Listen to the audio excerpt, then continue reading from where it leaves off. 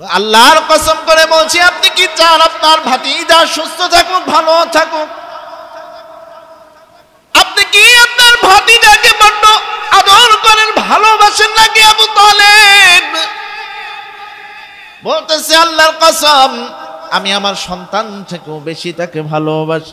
কারণ মা হারা সন্তান, বাবা হারা সন্তান, দাদা হারা সন্তান, আমি তাকে বড্ড বড় ভালোবাসি। যদি ভালোই বেঁচে থাকেন, আপনি কিন্তু সিরিয়ার আসল বাজারে তাকে নিয়ে যায়েন না। ওখানে আরো ইহুদি পণ্ডিত আছে, তারা দেখে যদি তাকে চিনে ফেলে, তারা তাকে হত্যা করবে। বলে কেন কেন তাকে হত্যা করবে? সে কোনো সাধারণ বালক নয়, এই ব্যক্তি হবে এক সময় আখিরি নবী, নবী মুহাম্মদুর রাসূলুল্লাহ সাল্লাল্লাহু আলাইহি ওয়াসাল্লাম। জোরে কন্না সুবহানাল্লাহ। আমরাও রবিউল আউয়াল মাসকে সামনে রেখে বিশ্বনবীর জীবনী থেকে আলোচনা শুরু করেছি। আমরা বিশ্বনবীর জীবনীর যে অংশে আছি, সেই অংশে বিশ্বনবীর বয়স হলো মাত্র 8 বছর। স্মরণ আছে তো? এর আগে 4টি পর্বে আমরা যা আলোচনা করেছি, সর্বশেষ আমরা বিশ্বনবীর জীবনীর যেই অংশে আছি, সেই অংশে বিশ্বনবীর বয়স কত? 8 বছর। তো বিশ্বনবীর 6 বছর বয়সে তার মা দুনিয়া থেকে বিদায় নিয়েছেন। এখন লালিত পালিত হচ্ছে দাদার কাছে। কার কাছে? বিশ্বনবীর পিতা বিশ্বনবীর জন্মের পূর্বেই উঠিয়ে নিয়ে গিয়েছেন। 6 বছর বয়সে মাকেও আল্লাহ নিয়ে গিয়েছেন। এর পিছনে হিকমত কি? এর পিছনে হিকমত হলো আল্লাহ তাআলা চেয়েছেন যে আল্লাহ তাআলা রহমতে বিশ্বনবীকে লালন পালন করবে। মা বাবার কোলের চেয়েও আল্লাহ রহমত নিরাপদ নয় কি?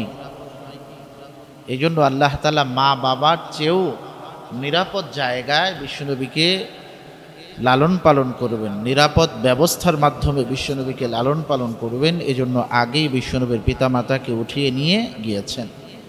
তো আল্লাহ তাআলা রহমত তো কোনো ব্যক্তির মাধ্যম ধরেই আসবে, ওসিলা ধরেই আসবে, ঠিক কিনা বলেন? এই জন্য আল্লাহ তাআলা রহমত ঢেলে দিলেন বিশ্বনবীর দাদার অন্তরে। দাদার অন্তরে কি পরিমাণ রহমত ঢেলে দিয়েছেন, আর বিশ্বনবীর দাদা বিশ্বনবীকে কতটা মহাব্বত করেছেন, একটি উদাহরণ দিলেই আপনারা সহজেই এটা বুঝতে সক্ষম হবেন। আপনারা বাইতুল্লাহ চিনেন, ঠিক না? বাইতুল্লাহর আঙ্গিনার মধ্যে বিশ্বনবীর দাদা আব্দুল মুত্তালিবের বিকেলবেলা রেস্ট নেওয়ার জন্য একটা ব্যবস্থা থাকতো। আমরা যেমন রমনা পার্ক সহ বিভিন্ন পার্কের মধ্যে বসার জন্য জায়গা থাকে কি না, সেখানে বসে আমরা বিকেলের হাওয়া আমাদের শরীরে লাগানোর চেষ্টা করি। তো বিশ্বনবীর দাদা বাইতুল্লাহর আঙ্গিনার মধ্যে চাদর বিছিয়ে রাখতেন, ফুলবালিশ থাকতো, সেখানে তিনি রেস্ট নিতেন। তো যেই অংশে চাদর বিছাতেন, সেই অংশে কেউ বসাটাকে বেয়াদবি মনে করতেন। কারণ বিশ্বনবীর দাদা তৎকালীন ছিলেন বাইতুল্লাহর মুতাওয়াল্লি, অন্যদিকে ছিলেন সমাজের সরদার। আগে সামাজিক ব্যক্তিদের একটা শ্রদ্ধা ভক্তি ছিল কি ছিল না? তো এই জন্য সেই চাদরে বসবে তো দূরের কথা, কারো যদি পাও ভুলে লেগে যেত, এটাকে সালাম করত। সেই চাদরের চারপাশে কুরাইশ বংশের অন্যান্য নেতারা চাদরের বাহিরে চারপাশে বসতো গুলমটিং করার সময়, এবং আব্দুল মুত্তালিবের যে সন্তানেরা আছে তারাও বসতো। কেউ চাদরের কাছে যাওয়াটাকে আদব মনে করতেন না, সাহস করতেন না। কিন্তু সেই চাদরে গিয়ে বসতেন শিশুনবী মুহাম্মদুর রাসূলুল্লাহ সাল্লাল্লাহু আলাইহি ওয়াসাল্লাম। চাচা আবু তালেব বাধা দিতেন, এই মুহাম্মদ তুমি সেখানে গিয়ে বসো কেন? দেখো না কেউ বসে না। দাদা আব্দুল মুত্তালিব বলে, এই আবু তালেব খামোশ, তুমি কাকে নিষেধ করছো? এই মুহাম্মদের মধ্যে এমন কিছু প্রতিভা আমি দেখতে পাই যে এই মুহাম্মদই একসময় আমি দাদা আব্দুল মুত্তালিবকে ছাড়িয়ে সম্মানের আসনে আসীন হবে। নিজে ভাত মাখিয়ে লুকমা তুলে মুহাম্মদকে খাইয়ে দিতেন, যেটা সন্তানকে করতেন না সেটা নাতিকে করতেন। এমন আদর করতেন দাদা আব্দুল মুত্তালিব। এই ছোট্ট উদাহরণের মাধ্যমে বোঝা যায় কিনা বিশ্বনবীকে কেমন ভালোবাসতেন। এত ভালোবাসা দিয়ে বিশ্বনবীকে বড় করছেন। কিন্তু যখন 8 বছর বয়স হলো তখনও দাদার ছায়া বিশ্বনবীর মাথার উপর থেকে উঠে গেল। বিশ্বনবীর বয়স যখন 8 বছর তখন দাদা আব্দুল মুত্তালিব দুনিয়া থেকে কি করলেন? বিদায় নিলেন। কিন্তু যাওয়ার সময় দুনিয়া থেকে যে বিদায় নিবে, বিদায় নেওয়ার প্রাককালে তার যত সন্তান ছিল এর মধ্যে আবু তালেবকে ওসিয়ত করে গেলেন, আবু তালেব, আমার এই নাতিটা খুবই মুহাব্বতের এবং সে প্রতিভাবান, আমি তোমার হাতে আমার এই নাতিকে রেখে গেলাম, আমি যদি দুনিয়া থেকে বিদায় নেই তোমাকে আমি ওসিয়ত করে গেলাম তার জন্য বিন্দু পরিমাণ কোনো কষ্ট না হয়, তুমি এটা খেয়াল রাখবে। বাবা যেভাবে ওসিয়ত করে গিয়েছেন আবু তালেবকে, আবু তালেব তার নিঃশ্বাস শেষ হওয়ার আগ পর্যন্ত সেই ওসিয়ত পুরা করার সর্বাত্মক চেষ্টা করেছেন। সমাজ থেকে আলাদা হয়েছেন, সমাজের ক্রিটিসাইজ সহ্য করেছেন, সমাজের তিরস্কার সহ্য করেছেন, কিন্তু এক চুল পরিমাণ মোহাব্বত বিশ্বনবী থেকে সরায় নাই, বিশ্বনবীর পাশে ছিলেন, সমাজ থেকে দূরে থেকে হলো। এতটা মোহাব্বত করেছেন আবু তালেব। তাহলে দাদা দুনিয়া থেকে বিদায় নিলেন, এখন লালিত পালিত হচ্ছে চাচা আবু তালেবের কাছে। তো আবু তালেব তিনি ছিলেন ব্যবসায়ী। কি ছিলেন বলেন? ব্যবসায়ী ছিলেন। তিনি সবসময় এলাকায় থাকতে পারতেন না, ব্যবসার উদ্দেশ্যে বিভিন্ন দেশ সফর করতেন। এরকম বিজনেসম্যান আছেন না আপনাদের মসজিদে, যে ব্যবসায়ী কাজে অনেক দেশে যেতে হয়, অনেক দেশের পাসপোর্ট তার কাছে আছে, এরকম আছি না আমরা? তো এই যে আবু তালেব, তার কাছেও অনেক দেশের পাসপোর্ট আছে, সে ব্যবসায়ী কাজে অনেক দেশে ভ্রমণ করেন। কারণ বিশ্বনবীকে যেই গোত্রে যে বংশে পাঠিয়েছেন এটা হলো সম্ভ্রান্ত বংশ, ঠিক কিনা বলেন? তার ব্যবসায়ী, খুব ধনাঢ্য। তো আবু তালেব মনস্থ করলেন তিনি ভ্রমণ করবেন শাম দেশ। কোন দেশ বলেন? শাম দেশ, যেই দেশকে বর্তমানে বলা হয় সিরিয়া। কি বলা হয় বলেন? সিরিয়া বলা হয়। তো আবু তালেব শাম দেশে যাবেন, যাবার উদ্দেশ্যে তিনি রওনা হবেন। রওনা হওয়ার প্রাককালে শিশু নবী মুহাম্মদুর রাসূলুল্লাহ সাল্লাল্লাহু আলাইহি ওয়াসাল্লাম বললেন, চাচ্চু আপনি ব্যবসায় যাচ্ছেন শাম দেশে, আমিও যাব আপনার সাথে। সুবহানাল্লাহ বলেন। আজকে মৌলিকভাবে চেষ্টা করব 3টি পয়েন্ট আলোচনা করার জন্য। কয়টি? 3টি। একটা হলো বিশ্বনবীর শৈশব এবং কৈশোর কিভাবে কেটেছেন, 2 নাম্বার বিশ্বনবীর শুভ বিবাহ, আর 3 নাম্বার হলো বিশ্বনবীর সন্তান সন্ততি। তো মৌলিকভাবে ব্যক্তিগত জীবন এবং পারিবারিক জীবনের একটি অংশ আজকে আলোচনা উঠে আসবে ইনশাআল্লাহ। তো প্রথম পয়েন্টে আছি আমরা, বিশ্বনবীর শৈশব এবং কৈশোর কিভাবে কেটেছেন। তো বিশ্বনবী যখন এই আবদার তার চাচ্চুর কাছে করেছেন, চাচার কাছে করেছেন, তখন বিশ্বনবীর বয়স হলো 12 বছর 2 মাস 10 দিন। চাচার কাছে যখন এই আবদার করেছেন, চাচা আপনি ব্যবসার উদ্দেশ্যে শাম দেশে যাবেন তথা সিরিয়া গমন করবেন, সফর করবেন, চাচা গো আমি আপনার সাথে যেতে চাই চাচা। আবু তালেব তার সন্তানদেরকে যতটা না আদর করতেন, ভাতিজাকে এর চেয়ে বেশি আদর করতেন। কারণ মা হারা সন্তান, বাবা হারা সন্তান। যেই দাদা লালন পালন করতেন, এই দাদাও দুনিয়া থেকে বিদায় নিয়েছে। এই জন্য আবু তালেব শিশু নবীকে অনেক আদর যত্ন করতেন, ভালোবাসতেন। সন্তানকে কখনো ব্যবসার উদ্দেশ্যে কোনো দেশে নিয়ে যান নাই। যখন এই ভাতিজা মুহাম্মদ শাম দেশে যাওয়ার জন্য নিয়ত করলেন, আবদার করলেন, আবু তালেব বলে, আল্লাহর কসম তুমি যে আবদার করেছো এই আবদার আমি পুরা করে শাম দেশে আমি আবু তালেব তুমি মুহাম্মদকে নিয়েই সফর করব। শিশু নবী তখনও নবুয়তের কোনো কিছু বুঝে ওঠে নাই। নবুয়ত বুঝবে তো দূরের কথা, নিজের চলাফেরা নিজে একা একা করবে এখনো সেইভাবে বুঝে ওঠে নাই। ওই মুহূর্তে চাচার কাছে যখন আবেদন করেছে, চাচা আবেদন পুরা কইরা শিশু নবী মুহাম্মদকে নিয়ে রওনা হয়েছে, ব্যবসার উদ্দেশ্যে সিরিয়া গমন করবেন, শাম দেশে সফর করবেন। এ মুসলমান, শুধু মুহাম্মদকে নেন নাই, বিশেষ একটা কাফেলা নিয়ে রওনা হয়েছে। ওই কাফেলার মধ্যে শিশু নবী মুহাম্মদুর রাসূলুল্লাহ সাল্লাল্লাহু আলাইহি ওয়াসাল্লাম আছে। এ মুসলমান, সিরিয়ার সীমান্তের কাছে বসরা শহরে যখন পৌঁছায়, বসরা শহরের একটি স্থানের নাম হলো তাইমা নামক স্থান। তাইমা নামক স্থানের মধ্যে একজন ইহুদি পণ্ডিত কামরা ছিল, খানকা ছিল। এই ইহুদি পণ্ডিত ইনজিল কিতাবের ইলম তার মধ্যে ছিল, তাওরাত কিতাবের আলেম, ইনজিল কিতাবের আলেম। ওই খানকার মধ্যে তিনি ধ্যানমগ্ন অবস্থায় সব সময় থাকতেন। এই খানকার পাশ দিয়ে কত কাফেলা কত সময় যায়, কখনো কোনো কাফেলা ওই ইহুদি পণ্ডিতকে কখনোই দেখেন নাই। কিন্তু ওই দিনে একটু ভিন্ন ঘটনা ঘটছে। কোন দিন? যেই দিন বিশ্বনবী সিরিয়া গমনের উদ্দেশ্যে আবু তালেবের সাথে রওনা হয়েছেন। ওই খ্রিস্টান পাদ্রী ইনজিল কিতাবের আলেম থাকায় কেউ কেউ বলেছেন খ্রিস্টান পাদ্রী, কেউ কেউ বলেছেন ইহুদি পণ্ডিত। যাই হোক, দুই কিতাবের ইলমই তার মধ্যে ছিল। তার নাম ছিল বুহাইরা রাগিব। বুহাইরা রাগিব ধ্যানমগ্ন অবস্থায় যখন আছে, এ মুসলমান, মুরাকাবা যখন করতেছেন, মুরাকাবার মধ্যে তিনি আয়নার মতো পরিষ্কারভাবে দেখতে পান, আজকে আমার এই খানকা, আমার এই দরবারের পাশ দিয়ে যে কাফেলাটা অতিক্রম করবে, এই কাফেলার কোনো সাধারণ কাফেলা নয়।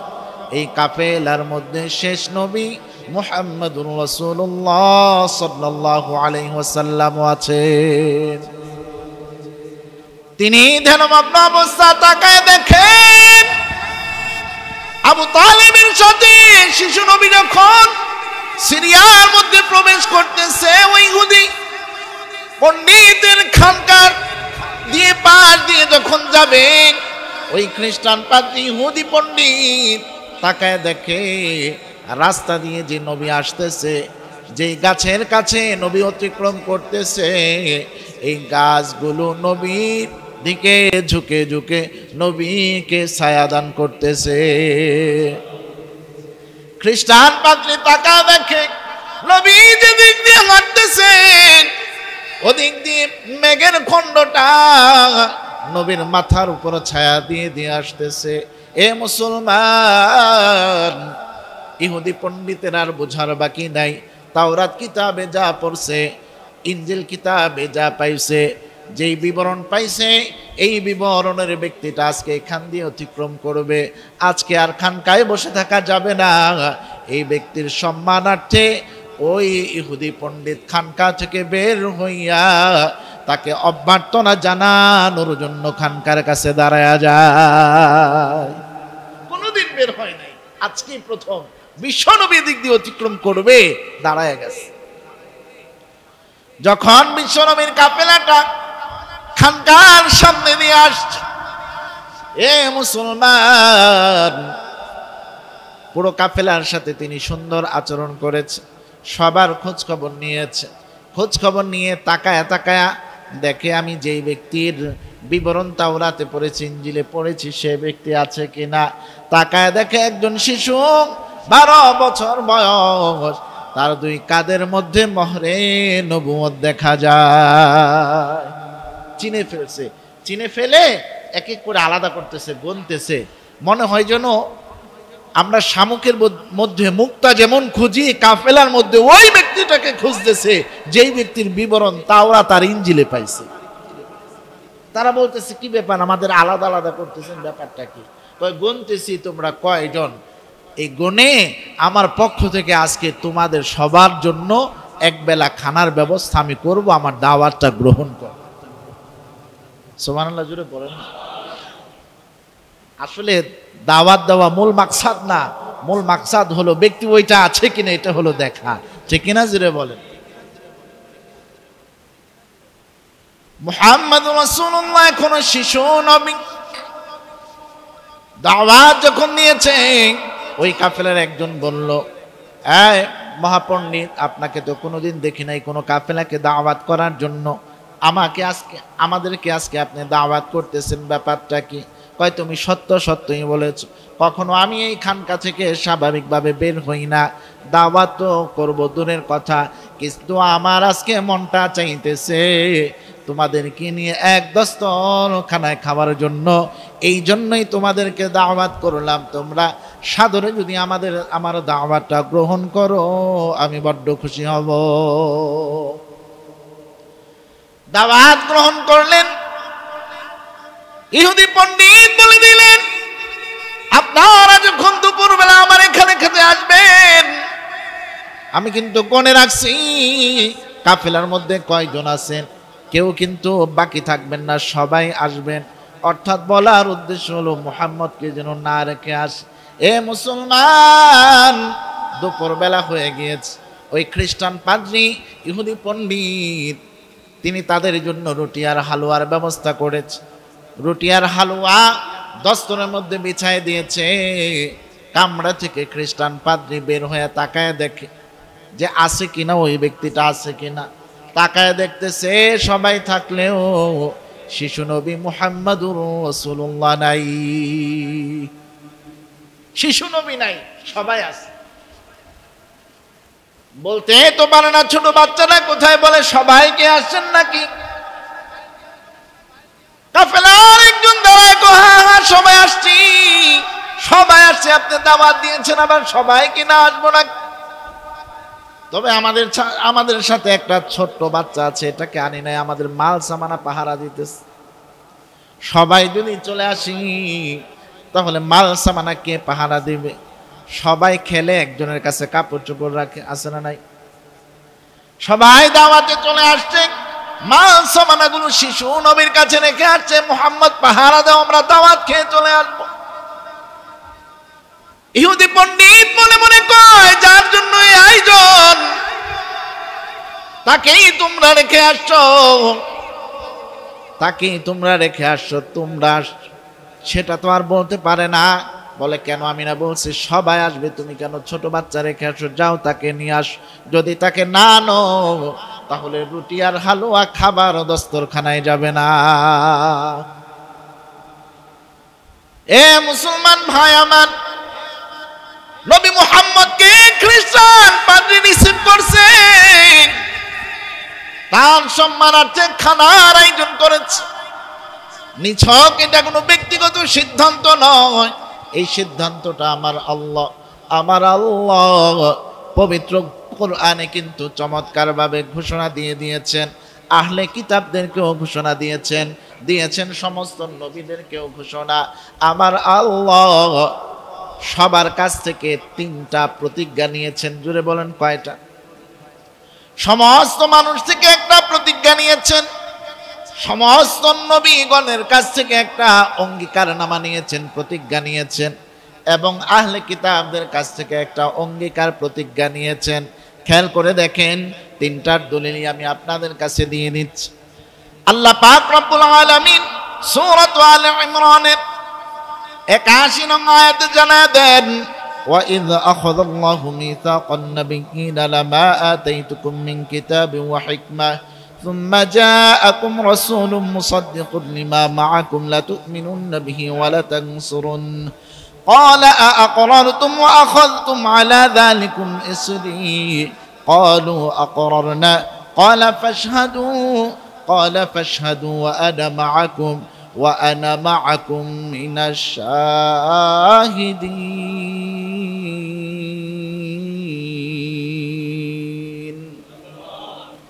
আল্লাহ পাক রব্বুল আলামিন এই আয়াতের মধ্যে সমস্ত নবীদের কাছ থেকে একটা অঙ্গীকারনামা নিয়েছে। বিশ্ব নবী পাঠানোর পূর্বে যত নবী দুনিয়াতে পাঠাইছেন, যত নবীকে কিতাব দান করেছেন, সমস্ত নবীর কাছ থেকে একটা অঙ্গীকারনামা নিয়েছে। তোমাদেরকে কিতাব দিয়ে পাঠাইলাম, তোমাদেরকে নবী বানাইলাম, কাউকে রসুল বানাইলাম, আমি কিন্তু শেষে একজন নবী পাঠাবো, একজন রসুল পাঠাবো। যখন তাকে আমি নবী এবং রাসূল করে পাঠাবো, তোমাদের নবুয়ত কিন্তু শেষ হয়ে যাবে। তোমরা তার উপর ঈমান আনয়ন করে, তাকে সম্মান প্রদর্শন করে, তাকে সার্বিকভাবে সাহায্য করতে হবে। সুবহানাল্লাহ, জুড়ে পড়ে। মুসা নবী পাঠাইছেন, ঈসা নবী পাঠাইছেন, মুসলমান যত নবী পাঠাইছেন সমস্ত নবীর কাছ থেকে এই কথা ওয়াদাবদ্ধ হয়েছে, এই অঙ্গীকার নামা নিয়েছে।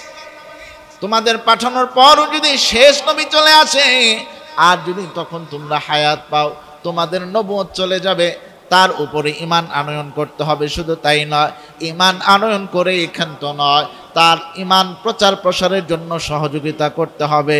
এজন্যই আমার আপনার নবীর সময় ঈসা নবী আসবে কি আসবে না? ঈসা নবী, নবী মুহাম্মদুর রাসূলুল্লাহ সাল্লাল্লাহু আলাইহি ওয়াসাল্লামের উপর ঈমান আনয়ন করবে এবং দ্বীন-ই মুহাম্মদ প্রচার প্রসারের জন্য তিনি মেহনত করবেন। এই হলো সমস্ত নবীদের কাছ থেকে অঙ্গীকার।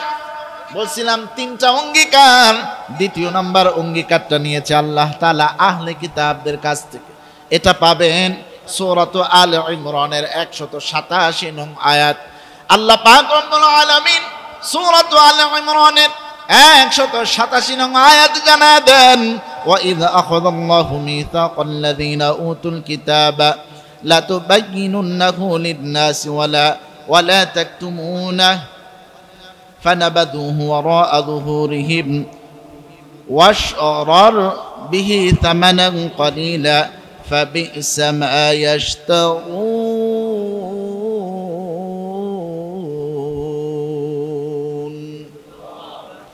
এই আয়াত আল্লাহ পাক রব্বুল আলামিন আহলে কিতাবদের লক্ষ্য করে বলেন, তোমাদেরকে তাওরাত, জাবুর, ইনজিল আমি দিয়েছি, এই কিতাবের মধ্যে আমি লিখে দিয়েছি শেষ জমানায় একজন নবী আসবে, অতএব এগুলো তোমাদের উম্মতদেরকে শোনাইবা দিয়েছে।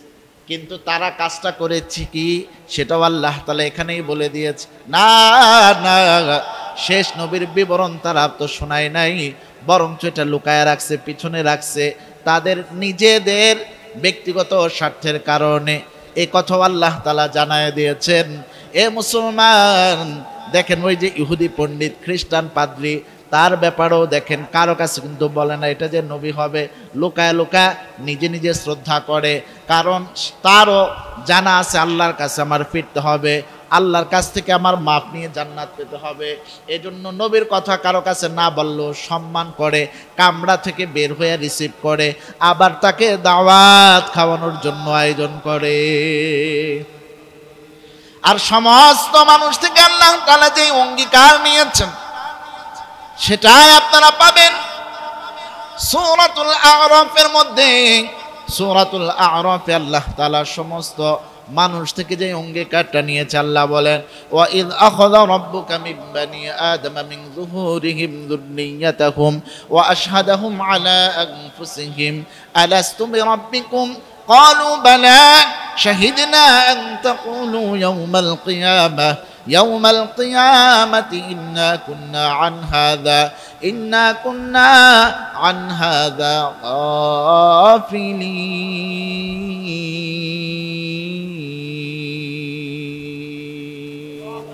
غافلين। আল্লাহ পাক রব্বুল আলামিন সমস্ত মানুষ বানানোর পর তাদের কাছ থেকে অঙ্গীকার নিয়েছে। আল্লাহ বলেছেন, আলাস্তু বিরাব্বিকুম, আমি কি তোমাদের রব নই?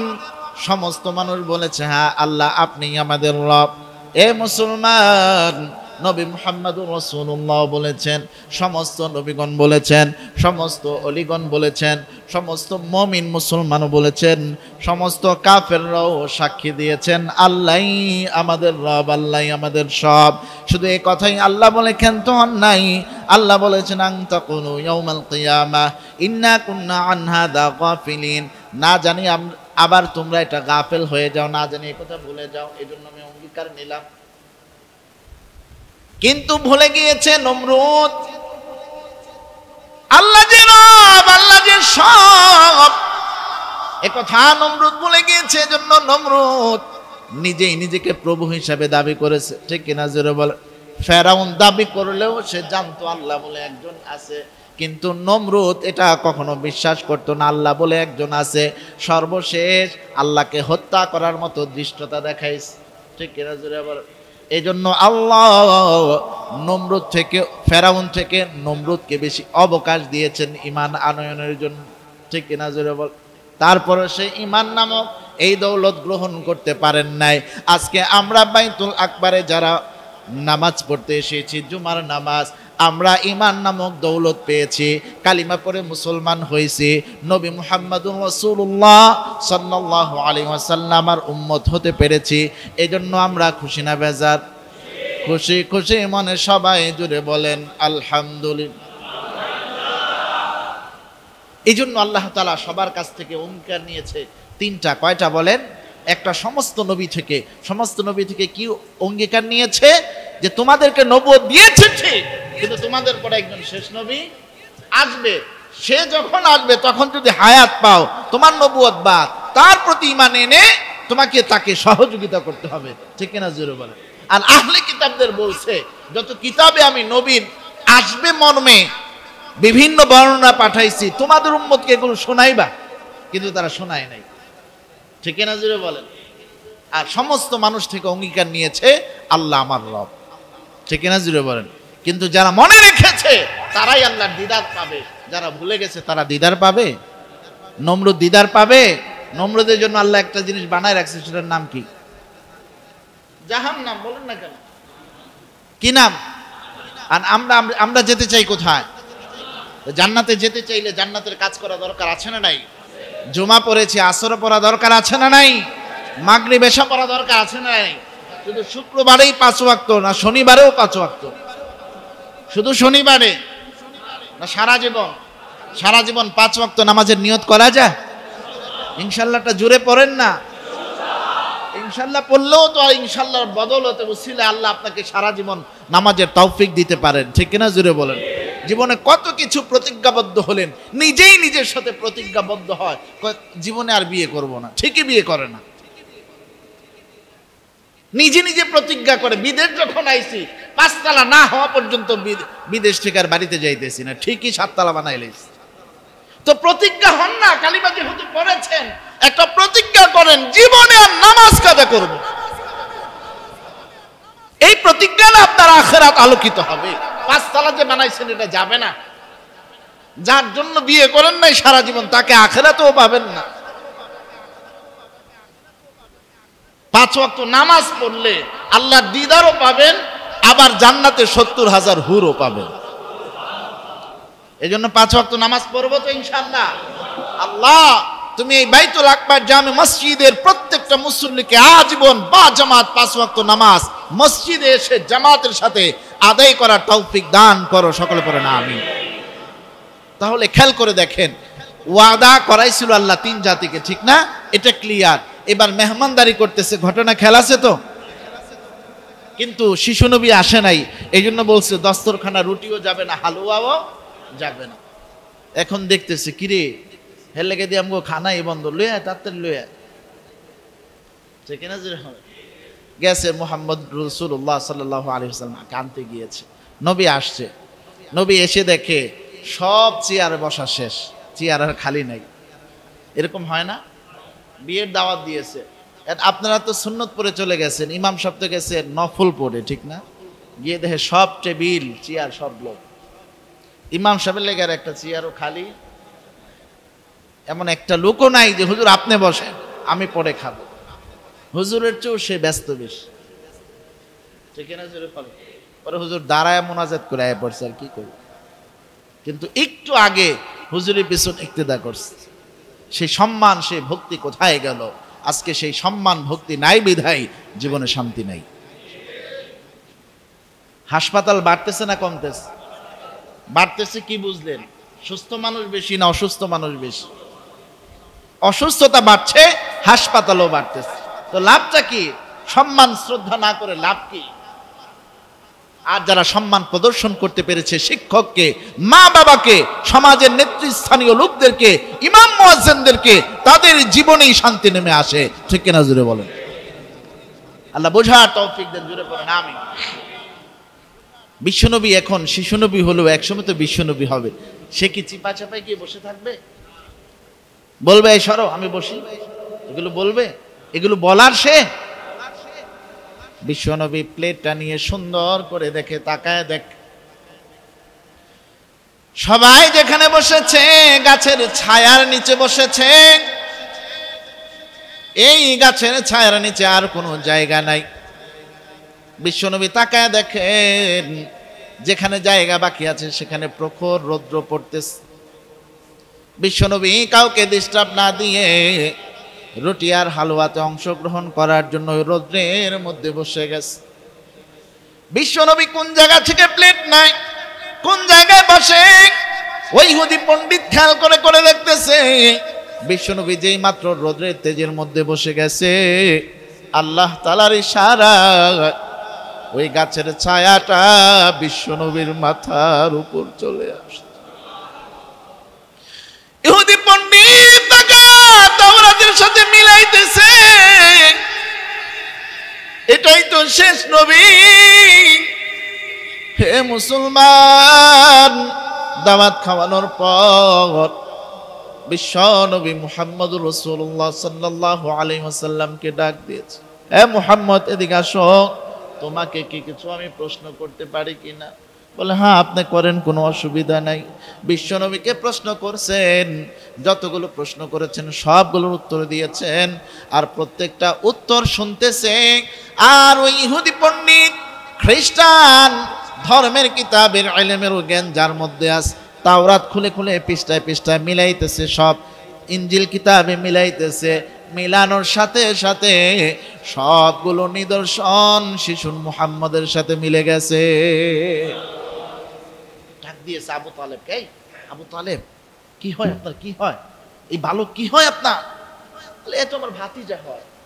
কি নাম? মুহাম্মদ। আল্লাহর কসম করে বলছি, আপনি কি চান আপনার ভাতিজা সুস্থ থাকুক, ভালো থাকুক? আপনি কি আপনার ভাতিজাকে বড্ড আদর করেন, ভালোবাসেন নাকি? আবু তালেব বলতেছে আল্লাহর কসম, আমি আমার সন্তান থেকেও বেশি তাকে ভালোবাসি। কারণ মা হারা সন্তান, বাবা হারা সন্তান, দাদা হারা সন্তান, আমি তাকে বড্ড বড় ভালোবাসি। যদি ভালোই বেঁচে থাকেন, আপনি কিন্তু সিরিয়ার আসল বাজারে তাকে নিয়ে যায়েন না। ওখানে আরো ইহুদি পণ্ডিত আছে, তারা দেখে যদি তাকে চিনে ফেলে, তারা তাকে হত্যা করবে। বলে কেন কেন তাকে হত্যা করবে? সে কোনো সাধারণ বালক নয়, এই ব্যক্তি হবে এক সময় আখিরি নবী, নবী মুহাম্মদুর রাসূলুল্লাহ সাল্লাল্লাহু আলাইহি ওয়াসাল্লাম। জোরে কন্না সুবহানাল্লাহ। চাচা আবু তালেব শঙ্কিত হয়ে গেলেন, ভয় পেয়ে গেলেন। এজন্য মূল বাজারে আর বিশ্বনবীকে নিয়ে গেলেন না, শিশু নবীকে নিয়ে গেলেন না। এক বর্ণনা এসেছে ব্যবসা রেখে সেখান থেকে আবু তালেব সহ সবাই মক্কায় ফিরে এসে। আরেক বর্ণনা এসেছে আবু তালেব রয়ে গেছেন, লোক মারফতে মক্কায় পাঠিয়ে দিয়েছেন। কারণ ভাতিজা তাকে হত্যা করে ফেলতে পারে অন্যান্য ইহুদি পণ্ডিতরা যদি দেখে। কারণ কেউ চায় না তাদের ধর্ম বিলুপ্ত হোক, নতুন একটা ধর্ম আসুক। ঠিক কিনা জোরে বল?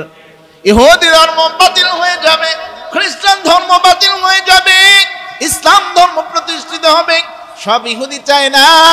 এ মুসলমান, কিন্তু ওই ইহুদি চাইছে সে বেঁচে থাকুক, কারণ সে তাওরাত এবং ইনজিলের আলেম। সেখানে নবী মুহাম্মদুর রাসূলুল্লাহ আগমনের শুভ সংবাদ লেখা ছিল। চলে গেছে নবী মুহাম্মদুর রাসূলুল্লাহ সাল্লাল্লাহু আলাইহি ওয়াসাল্লাম, চলে গেছে কোথায়? সে মক্কায় চলে গেছে। বুহাইরা রাহেবের এই কথায় আবু তালেব আর সামনে অগ্রসর হতে রাজি হলেন না, লোক মারফতে পাঠিয়ে দিয়েছেন মক্কায়। নবী মক্কার মধ্যে চলতেছে, শৈশব কৈশোর কাটতেছে। ঠিক না জোরে বলেন? নবী মুহাম্মদ রাসূলুল্লাহ সাল্লাল্লাহু আলাইহি ওয়াসাল্লামের আচার আচরণে এমন বিনয় ফুটে উঠেছে যে স্বয়ং কাফেররা বিশ্বনবীকে উপাধি দিয়েছে অতি বিশ্বাসী, যেটাকে আমরা বলি আল আমিন। অতি বিশ্বাসী অর্জন করার গেলে তার ঠিকানি কথা জোরে বলেন? নিজের আপন ভাইও তো ভাইকে বিশ্বাস করে না। ঠিক না জোরে বলেন? কিন্তু নবীর চলনে বলনে এমন ছিল যে নবীকে সবাই বিশ্বাস করত। এই জন্য নবীর এই বিশ্বাসের কথা সব জায়গায় যখন ছড়িয়েছে, তখন মক্কার জমিনের মধ্যে একজন মহিলা ব্যবসায়ী ছিলেন। কি ব্যবসায়ী বলেন? মহিলা ব্যবসায়ী। এই মহিলা ব্যবসায়ীর নাম হলো খাদিজা। তিনি মহিলা হওয়ার কারণে বিশ্বের বিভিন্ন দেশে যে তার ব্যবসায়িক কাজে যেত, তিনি প্রতিনিধি পাঠাতেন, তিনি সব সময় যেতেন। তো সিরিয়ার মধ্যে ভালো ব্যবসা হওয়ার একটা মুখ্যম সময় ছিল। এজন্য খাদিজাতুল কুবরা তিনি ভাবলেন যে বিশ্বস্ত একটা প্রতিনিধি পাঠানো দরকার। সবাই বলে মুহাম্মদ নামে নাকি একজন বিশ্বস্ত ব্যক্তি আছে, তাকে ডেকে পাঠালেন খাদিজাতুল কুবরা। আসার পর বিশ্বনবীকে বলতেছে, শিশু নবীকে বলতেছে, আয় যুবক, তুমি কি আমার একটা কাজ করে দিতে পারবা? কি কাজ? বলে আমার এই ব্যবসায়ী পণ্যগুলো তুমি সিরিয়া নিয়ে যাবা, সেখানে তুমি এগুলো বিক্রি করে আবার আমার কাছে মুনাফাগুলো দিয়ে দিবা। যদি এই কাজ করো আমি তোমার জন্য দুইটা কাজ করব। একটা হলো তোমাকে খুব বেশি কষ্ট দিব না, তুমি শুধু সাথে যাইবা, তুমি খুব বিশ্বস্ত ব্যক্তি তো, সাথে যাইবা। আমি তোমার সাথে একজন খাদেম দিয়ে দিব, গোলাম দিয়ে দিব, সুবহানাল্লাহ পড়ে, তোমার সাথে লোক দিয়ে দিব। কি করব বলেন? তোমার সাথে লোক দিয়ে দিব, তুমি কোনো চিন্তা করো না।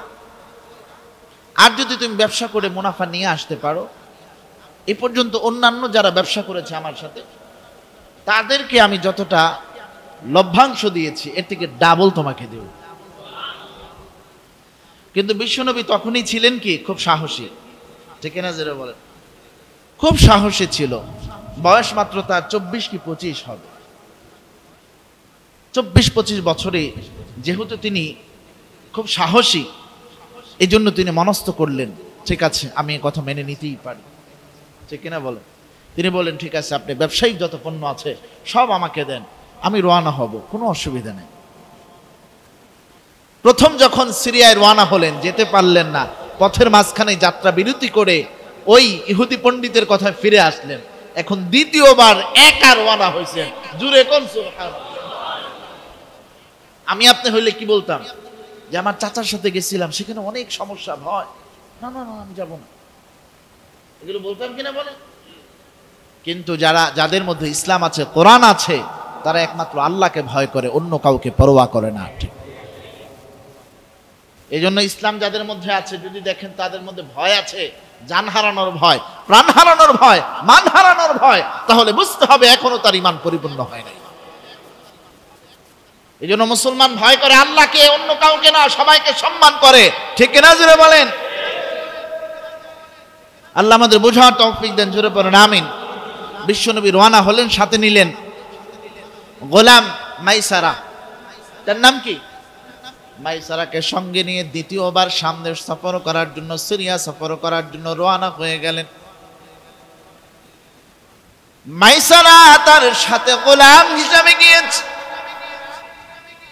মাইসারা যাত্রা পথে যা দেখলেন সেটা কোনো স্বাভাবিক ঘটনা নয়, অলৌকিক ঘটনা। বিশ্বনবী যেই রাস্তা দিয়ে যায়, মরুভূমির তক্ত বালুর মধ্যে যখন বিশ্বনবী পাড়া দেয়, আমার আল্লাহ ওই তক্ত বালুগুলোকে বলে, তুমি সুন্দর ঠান্ডা হয়ে যাও, আরামদায়ক ঠান্ডা হয়ে যাও। এ মুসলমান, কেমন জানি তক্ত বালুতে পা দেয় না, বিশ্বনবী সোয়ান ফুমের মধ্যে পা রাখছে। এ মুসলমান, বালুগুলো বালিশের মতো নরম হয়ে গিয়েছে, ফোমের মতো নরম হয়ে গিয়েছে, তুলার মতো নরম হয়ে গিয়েছে। মাইসারা তাকে দেখে বিশ্বনবী যে রাস্তা দিয়ে যান, গাছের ডালগুলো বিশ্বনবীকে ছায়া দেন, এই দৃশ্যগুলো মাইসারা দেখতেছে। এ মুসলমান, লম্বা কথা বলা যাবে না, ব্যবসা বাণিজ্য সুন্দর করে খাদিজাতুল কুবরার কাছে চলে আসছেন। এত পরিমাণ লভ্যাংশ অন্য কোনো ব্যক্তি দিতে পারে নাই, বিশ্বনবী যা দিয়েছেন। এ মুসলমান, বিশ্বনবীকে ডাবল লাভ দিয়ে দিয়েছে। শুধু তাই নয়, সিরিয়া থেকে আরো যে পণ্যগুলো মক্কার জমিনে এনেছে, এগুলো অনেক টাকায় বিক্রি করে দিয়েছে বিশ্বনবী। আমানতদারিতা দেখা খাদিজাতুল কুবরা রাদিয়াল্লাহু তাআলা আনহা ভাবতেছেন, এমন একজন ব্যক্তি তো আমার জীবন সঙ্গী হওয়া দরকার, ঠিক কিনা? কিন্তু এখনো সিদ্ধান্ত নিতে পারছেন না। যখন সিদ্ধান্তহীনতা ভুগতেছে, তখন মাইসারা যে যে সংবাদগুলো খাদিজা কুবরা রাদিয়াল্লাহু তাআলা আনহার কাছে দিয়েছেন, তার সিদ্ধান্ত নিতে আর কোনো কাল বিলম্ব হয় নাই। মাইসারা বলতেছেন, খাদিজা আমাকে তো গোলাম হিসাবে তার সাথে পাঠাইছেন, আমি যা দেখছি এগুলো সাধারণ কোনো মানুষের সাথে ঘটে না। এই গাছগুলো তাকে ছায়া দেয়, বালুগুলো বালিশের মতো নরম হয়ে যায়, তুলার মতো নরম হয়ে যায়, আরো যত কিছু দেখেছে সবগুলো তাকে জানায় দিয়েছে। এ মুসলমান, শুধু তাই নয়, দ্বিতীয়বার যে সামদে সফর করেছে সেখানে আরেক ঘটনা ঘটছে। সেখানে ইহুদি পণ্ডিত আছে না নাই, জুড়ে বলে? সেখানে এক ইহুদি পণ্ডিত যার নাম হলো নাস্তুরা। এই নাস্তুরা ইহুদি পণ্ডিত আগে থেকেই চিনতো মাইসারাকে, কারণ মাইসারা সিরিয়ারও আগে সফর করছেন। এই জন্য মাইসারাকে জিজ্ঞেস করে, মাইসারা এইবার যে তোমাদের সাথে লোকটা আসছে, লোকটার নাম কি? বলে সে হলো মুহাম্মদ, কুরাইশ বংশের একটা লোক। বলে তাই নাকি? তাই নাকি? সে তো কোনো সাধারণ ব্যক্তি নয়। নাস্তুরা এই মাইসারাকে জানায় দেয়, এই মুহাম্মদই হবে এক সময় শেষ নবী। এই সব কারগুজারি যখন খাদিজাতুল কুবরার কাছে শোনাইছে, তারা সিদ্ধান্ত নিতে বাকি থাকার কথা, তিনি সিদ্ধান্ত মনে মনে নিয়ে ফেলছে। তারপরও পারিবারিকভাবেই তো বিবাহ হতে হবে, ঠিক কিনা জুড়ে বলেন? আমার এখন কয় নাম্বার পয়েন্ট চলতেছে? 2 নাম্বার পয়েন্ট চলতেছে, বিশ্বনবীর শুভ বিবাহ। খেয়াল করে দেখেন, খাদিজাতুল কুবরা পারিবারিকভাবে চেয়েছেন, ব্যক্তিগত সিদ্ধান্তে নয়। এজন্য খাদিজাতুল কুবরা পরামর্শ করলেন তার চাচাতো ভাই ওয়ারাকা ইবনে নওফেলের সাথে। ওয়ারাকা ইবনে নওফেলের সাথে পরামর্শ করে তার বান্ধবী নাফিসা বিনতে মুনাব্বিহ এর সাথে তার আগ্রহটা প্রকাশ করলেন। তখন তার এই বান্ধবী নাফিজা তিনি বিশ্বনবীর কাছে প্রস্তাব পাঠালেন, এই মুহাম্মদ, তুমি যার সাথে ব্যবসা বাণিজ্য করতেছো সে তো তোমাকে খুব পছন্দ করে, তুমি কি বলো? বলে আমি বলবো কি, আমার চাচারা তো বেঁচে আছে, তারা যা বলবে সিদ্ধান্ত আমার তাই। সুবহানাল্লাহ জুড়ে পড়ে। পারিবারিক বিবাহ। কি বিবাহ? পারিবারিক বিবাহ। আবু তালেবের সাথে বলেছে বিশ্বনবী, এবং বলেছে তার আরেক চাচা হামজা। কোন চাচার সাথে? হামজা। এই হামজা কি করলেন? তিনি সরাসরি বিশ্বনবীকে নিয়ে গেলেন খাদিজাতুল কুবরার পরিবারের কাছে। কোনো কোনো বর্ণনা সে তার পিতার কাছেই নিয়ে গেলেন, খোয়াইলিদের কাছে নিয়ে গেলেন।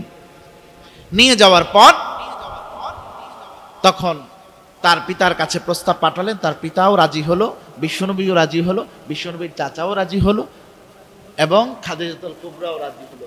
পারিবারিকভাবে যখন সবাই পছন্দ করে ফেললেন, তখন বিশ্বনবী খাদিজাতুল কুবরা রাদিয়াল্লাহু তাআলা আনহার সাথে বিবাহ বন্ধনে আবদ্ধ হয়ে গেলেন। যখন বিবাহ হয়েছে, বিবাহের খুতবাটা পাঠ করেছে স্বয়ং আবু তালেব। খুতবা কে পাঠ করেছে? এই গত জুমা আপনাদের মসজিদে বিবাহ হয়েছে কি হয় নাই?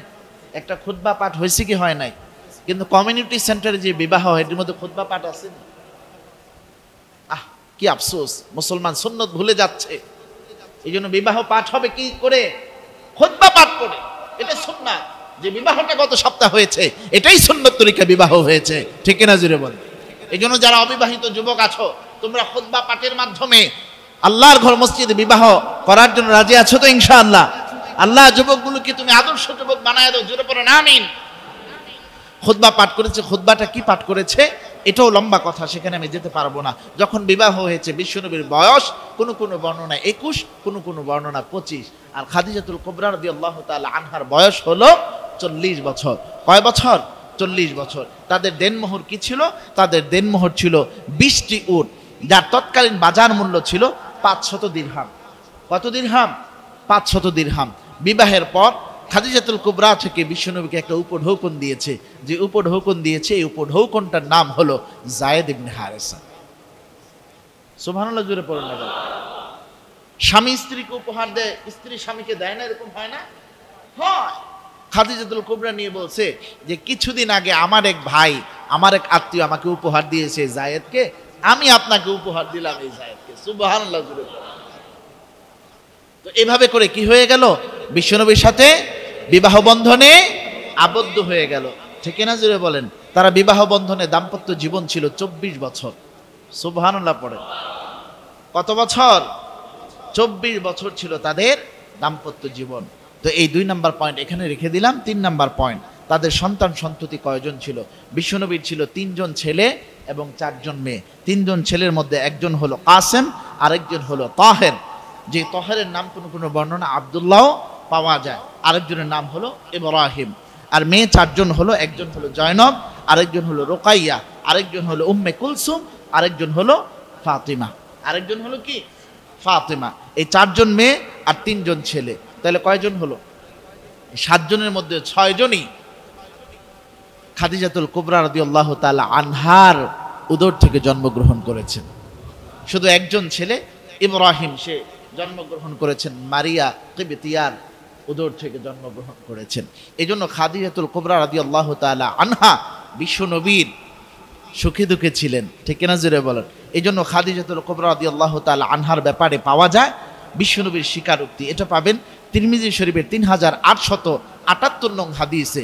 এই খাদিজাতুল কুবরা রাদিয়াল্লাহু তাআলা আনহার মান সম্মান বর্ণনা করতে গিয়ে, মর্যাদা বর্ণনা করতে গিয়ে বিশ্বনবী বলেন, আন আনাসিন রাদিয়াল্লাহু আনহু আন্না নবী সাল্লাল্লাহু আলাইহি ওয়াসাল্লাম قال حسبك من نساء العالمين مريم ابنة عمران وخديجة بنت خويلد وفاطمة بنت محمد ওয়াসিয়াতু ইমরাআতু ফিরআউন।